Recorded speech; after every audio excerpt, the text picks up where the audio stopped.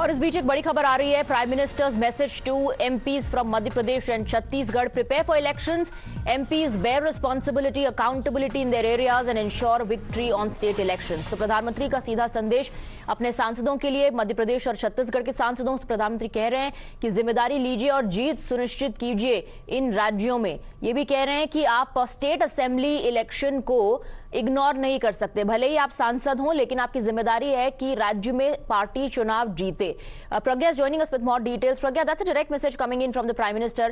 मध्य प्रदेश और छत्तीसगढ़ के सांसदों के लिए उनका ये बयान है कि भले ही ये राज्य के चुनाव हो और आप सांसद हों, लेकिन आपको जिम्मेदारी लेनी होगी और इन राज्यों में जीत सुनिश्चित करनी होगी। बिल्कुल, कल मध्य प्रदेश और छत्तीसगढ़ की क्लस्टर मीटिंग ली प्रधानमंत्री ने। ये लास्ट मीटिंग थी, 11 क्लस्टर की मीटिंग हो चुकी है। प्रधानमंत्री का स्ट्रेट फॉरवर्ड मैसेज था, क्योंकि दोनों ही राज्य चुनाव के लिए जा रहे हैं। He urged upon the MPs to work to ensure that the BJP wins this assembly election.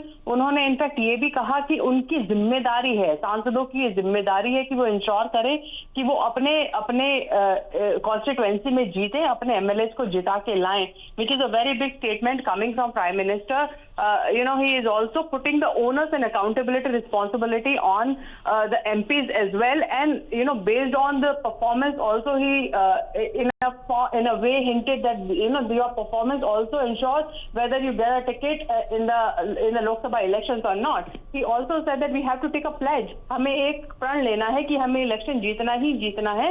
This is the winning is all that matters to us. And also tell people how opposition had stalled parliament proceedings and wasted people's money and also the time of MPs. A very big message coming from Prime Minister, and we should expect this during his speech today when he rise to speak on no confidence motion. I think प्रधानमंत्री ने ये भी कहा है अपने सांसदों से कि सरकार की जो गरीब कल्याण योजनाएं हैं उसका जिक्र आप कीजिए, और केंद्र सरकार ने देश में पिछले 9 सालों में क्या काम किया उसका जिक्र भी आप इन राज्यों के चुनाव में जरूर कीजिए। प्रज्ञा, शुक्रिया आपका इस पूरी जानकारी के लिए। With that we are slipping into a very short break. और भी कई खबरें ब्रेक की दूसरी तरफ, आप बने रहिए हमारे साथ।